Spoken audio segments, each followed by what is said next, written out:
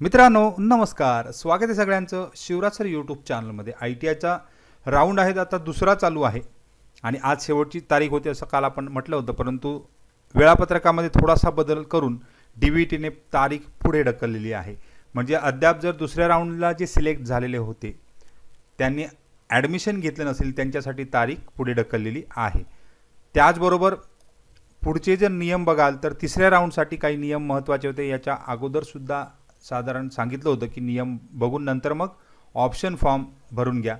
जर नियम वाचला नसेल परत एकदा बघून घ्या, म्हणजे तुम्हाला लक्षात येईल की आपल्याला काय नेमकं करायचं आहे तिसऱ्या राऊंडसाठी। तिसऱ्या राऊंडसाठी तुम्ही अजूनही ट्रेड बदलू शकता, कॉलेज कोणकोणते बदलू शकता, ट्रेड बदलू शकता, त्याच्यासाठी सदर नियम बघून तुम्ही करू शकता।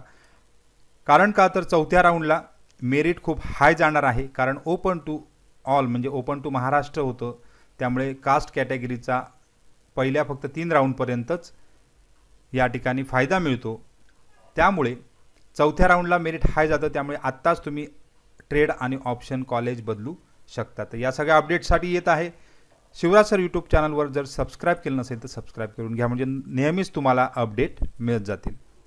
तर मित्रांनो इथे सकाळीच नोटिफिकेशन आले की dear all, last date for admission confirmation against second round is extended. म्हणजे या ठिकाणी 16 तारीखपर्यंत 5 वाजेपर्यंत दिलेलं होतं, परंतु खाली दिलेलं आहे बघा, we are extending the admission confirmation against second round. म्हणजे ज्यांचं सिलेक्शन झालेलं आहे सेकंड राऊंडसाठी ती तारीख आता 18 जुलै संध्याकाळी 5 वाजेपर्यंत केलेली आहे।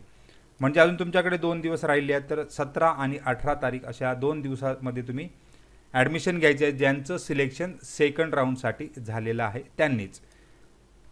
त्याचबरोबर ऑप्शन फॉर्मसुद्धा चालू राहणार आहेत, त्यामुळे सदर IT ॲडमिशन कमिटीने SMS सुद्धा गेलेले आहेत। त्याचबरोबर तुम्हाला कॉलसुद्धा आलेले असतील। त्याचबरोबर तुम्हाला अजून जे विद्यार्थ्यांना अजिबात ॲडमिशन मिळालेलं नाही, म्हणजे या ठिकाणी जर तुम्ही तुमचा लॉग इन करून बघितल्यानंतर सेकंड राऊंडला नॉट अलॉटेड असं येतं आहे, no allotment has been done, तर तुम्ही तुमचा ऑप्शन फॉर्म अनलॉक करून परत एकदा चेक करा की आपण भरलेले ऑप्शन हे बरोबर आहेत किंवा नाही। कारण पुढे जो रँक जाणार आहे तो चौथ्या राऊंडला हाय जाणार आहे, तर अनलॉक ऑप्शन करून तुम्ही परत एकदा तुमचे ऑप्शन चेक करून परत रिफ्रेश करू शकता, बदलू शकता किंवा तसेच सुद्धा ठेवू शकता। कारण का या ठिकाणी तुम्ही जवळपासच्या सगळ्या ITIमध्ये तुमच्या जवळचे जेवढे ITI आहेत त्यामध्ये जागा किती राहिल्यात हे बघून घ्या। 100, 200, 300 जेवढ्या जागा जास्त आहेत ते कॉलेज तुम्ही त्या ठिकाणी ॲड करा।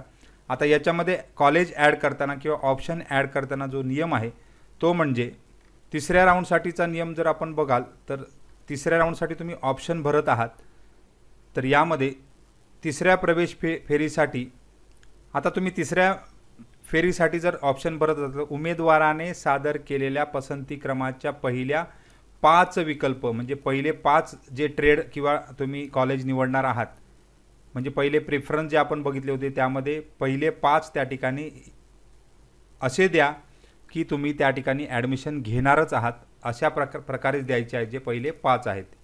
म्हणजे तुम्ही जे काही ऑप्शन भरणार आहात ऑप्शन तुम्ही एकदा चेक करा, तुम्ही पहिले 5 कोणतेही ट्रेड टाकू नका, जे तुमच्या आवडीचे आहेत, पसंतीचे आहेत तेच ट्रेड आणि कॉलेज त्या ठिकाणी एंटर करा।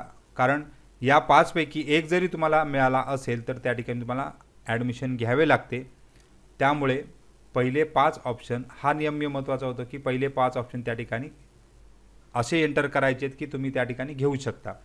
आता हा तिसरा राऊंड हा जनरली कास्ट राऊंडच आहे, पहिला, दुसरा आणि तिसरा, त्यामुळे कास्ट फॅसिलिटी तुम्हाला या ठिकाणी मिळणार आहे, कास्टची जागा मिळणार आहे। त्यामुळे अशा प्रकारे बघा की ऑप्शन तुम्ही व्यवस्थितरित्या काय करणार आहात, त्या ठिकाणी पहिले 5 व्यवस्थितरित्या ॲड करा। चौथा राऊंड हा जो आहे तो पूर्ण ओपन राऊंड आहे, त्यामुळे उमेदवाराने सादर केलेल्या पसंतीक्रमाच्या कुठल्याही एका विकल्पानुसार जागा दिली जाते। म्हणजे पूर्ण ओपन टू महाराष्ट्र असतं, त्यामुळे चौथ्या राऊंडला मेरिट खूप हाय जातं। त्यामुळे पुन्हा एकदा सांगतोय की पहिल्या 5 मध्ये जे टाकणार आहात यांना याचा फायदा असा झाला होईल की त्या ठिकाणी तुम्हाला तो 5 पैकी एक तरी मिळणार आहे। त्यामुळे तुम्ही अजूनही ट्रेड आणि कॉलेज बदलू शकता. तुम्ही पहिले 5 असे ठेवा की जे तुम्ही त्या ठिकाणी ट्रेड आणि कॉलेज घेणारच आहात, कारण चौथ्या राऊंड आहे त्याला मेरिट खूप हाय जाणार. तर सगळ्यांना खूप खूप शुभेच्छा आहेत. रेग्युलर अपडेटसाठी शिवराज सर चॅनलला अपडेट त्या ठिकाणी सबस्क्राईब करायला विसरू नका आणि चॅनलवर नवीन असाल शेअरसुद्धा करा, म्हणजे मित्रांनासुद्धा ही माहिती मिळून जाईल. तर सगळ्यांना खूप खूप शुभेच्छा आहेत. धन्यवाद.